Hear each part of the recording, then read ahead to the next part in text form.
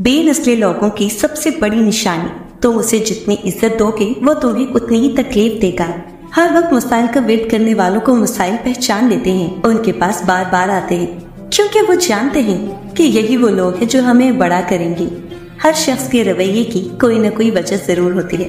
جب تک آپ کسی دوسرے کی جگہ پہ کھڑے ہو کر نہیں دیکھتے، آپ کی سمجھ میں پوری بات نہیں آ سکتی۔ ہر کہانی کی ایک دوسری سائڈ ضرور ہوتی ہے۔ ٹائم پاس کرنا ہے تو گیم کھیل لیا کرو، ہوا کی بیٹی کوئی کھلونا نہیں ہے۔ جو شخص آپ کو نیچا دکھانا چاہ رہا ہے وہ تسلیم کر رہا ہے کہ آپ اس سے اونچے ہیں۔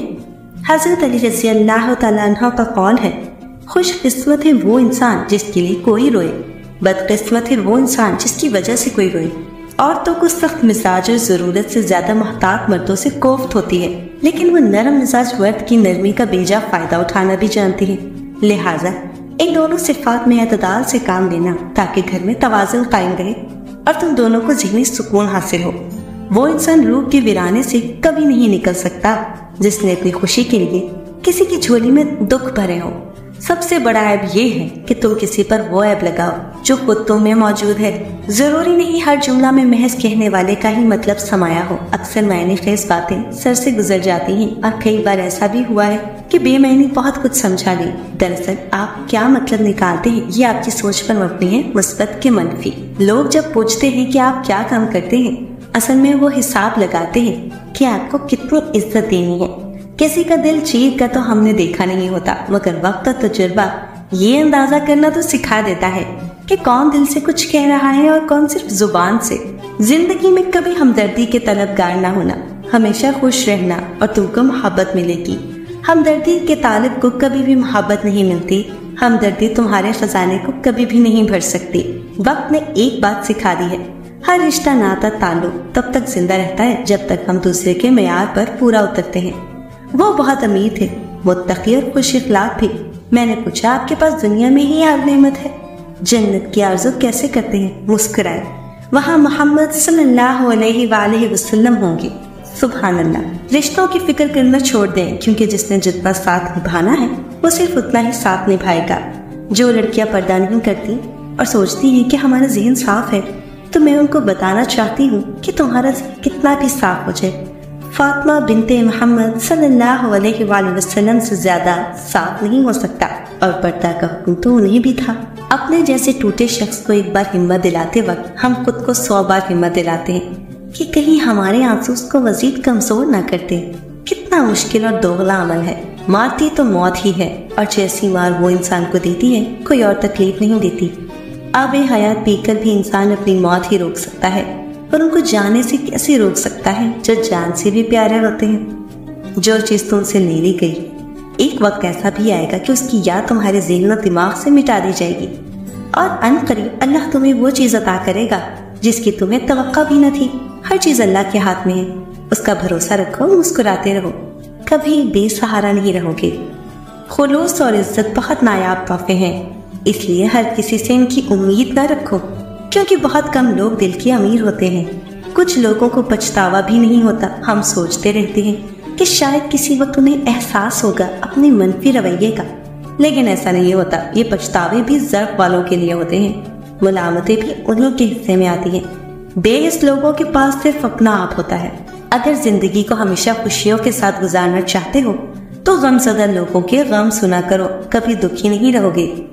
جب کوئی غبارہ کے منہ پر پھٹ جائے تو غصہ کس بات کا؟ آپ نے ہی اس میں اتنی ہوا بھری اور اسے اس کے حجم سے زیادہ کر دیا۔ بالکل یہی معاملہ کچھ لوگوں کا ہے۔ جب آپ ان کے حجم سے بڑھ کر ان سے سلوک کریں، ان کے قد سے بڑھ کر عطا کریں، اور جس چیز کے وہ اہل نہیں وہ احسان ان پر کریں، تو وہ ایک دن آپ کے منہ پر ہی پھٹ پڑیں گے۔ کم ضرب پر احسان نہ کر، اور جس پر احسان کر کے اس کی شر سے ڈر۔ کبھی کبھی رشتوں میں فاصلے لانا شاید ضروری ہو جاتا ہے تاکہ آپ کو اندازہ ہو سکے کہ آپ کی اہمیت وہاں ہے یا خواہ مخواہ ہی آپ ان پر بوجھ کی صورت میں لدے ہوئے ہیں۔ جب دوست اداس ہو تو اسے نصیحت نہیں کرتے، بس خاموشی سے اس کو سن لیتے ہیں تاکہ اس کا دل ہلکا ہو جائے۔ کسی کا دل ہلکا کرنا ایک آرٹ ہے اور وہ ہم سب کو سیکھنا چاہیے۔ رشتے اور موسم دونوں ایک جیسے ہوتے ہیں، کبھی حد سے زیادہ اچھے، کبھی برداشت سے باہر۔ فرق بس اتنا ہے کہ موسم جسم کو تکلیف دیتا ہے اور رشتے روح کو۔ زندگی کی بدترین صورتحال پتہ ہے کیا ہوتی ہے؟ 2 پیاروں میں سے ایک کو چننا اور 2 میں سے ایک کو چھوڑ دینا۔ اور اس سے بھی بدترین صورتحال وہ ہوتی ہے جس میں جسے چنا اس کے ساتھ خوش نہ رہ پانا، جذباتی ہونا، جلد غصہ کرنا، چھوٹی چھوٹی باتوں کو دل پہ لینا اور جلد رو دینا ایک صاف دل انسان کی نشانی ہوتی ہے۔ اس کی وجہ جذبات میں شدت کا ہونا ہے۔ یہ سب خوبیاں کبھی کسی منافق میں نہیں پائی جاتی۔ ان کا تعلق ان لوگوں سے ہوتا ہے جو رشتوں کو دماغ سے بڑھ کر دل سے نبھاتے ہیں۔ ایسے لوگ دوسروں کے لیے کسی نعمت سے کم نہیں ہوتے، پر خود کو برابر اذیت میں ڈالے ہوئے ہوتے ہیں۔ انسان کی زندگی تو اس قدر مختصر ہے کہ وہ محبت کا حق بھی ادا نہیں کر سکتا۔ جانے لوگ نفرت کے لیے وقت سے نکال دیتے ہیں۔ لوگ مقافات عمل کو کیوں بھول جاتے ہیں؟ آج جو ظلم آپ کسی کی بیٹی پہ کرتے ہیں وہی کل آپ کی بیٹی کے ساتھ ہوگا اور ضرور ہوگا۔ ہاں، اگر آپ مظلوم سے معافی مانگ لیں اور وہ معاف کر دے تو شاید اللہ بھی معاف کر دے، لیکن ایسا کم ہی ہوتا ہے کہ کوئی جرأت کر کے معافی مانگے یا واقعی اسے ندامت ہو۔ اکثر جب اپنے پہ آتی ہے تو ہی پتہ چلتا ہے کہ کس بوئے بیج کا پھل ہے یہ۔ ہم ایسے معاشرے کا حصہ ہیں جہاں دکھ، تکلیف اور اذیت لوگوں کو دے کر معافی اللہ سے مانگی جاتی ہے۔ اللہ رب العزت ہر انسان کو مختلف طریقوں سے آزماتا ہے۔ جسے فوراً ملنے کی چاہ ہوتی ہے اسے دیر سے گزارتا ہے تاکہ وہ صبر کرنا سیکھ سکے، اور جسے نہ ملنے کا خوف ہوتا ہے اسے خالی ہاتھ رکھ کر آزمایا جاتا ہے تاکہ وہ توکل کرنا سیکھ سکے۔ دیکھنا، اللہ رب العزت تمہیں ایسے ہی نوازے گا جیسے وہ بنجر زمین کو اپنی رحمت سے سیراب کرتا ہے، بالکل ویسے ہی وہ تمہارے صبر سے تڑپتے ہوئے دل کو مطمئن کر دے گا۔ جیسے بھوک کے بعد وہ تمہارے لیے رزق کا انتظام کرتا ہے، ویسے ہی وہ تمہارے لیے اس تکلیف کے بعد اپنی مدد اور آسانیاں لائے گا۔ اللہ رب العزت کی رضا کے لیے درد میں گزارا ہوا ہر لمحہ عبادت ہے، اور درد و غم کی کیفیت میں کی جانے والی عبادتیں اور ریاضتیں میرا رب کبھی ضائع نہیں کرتا۔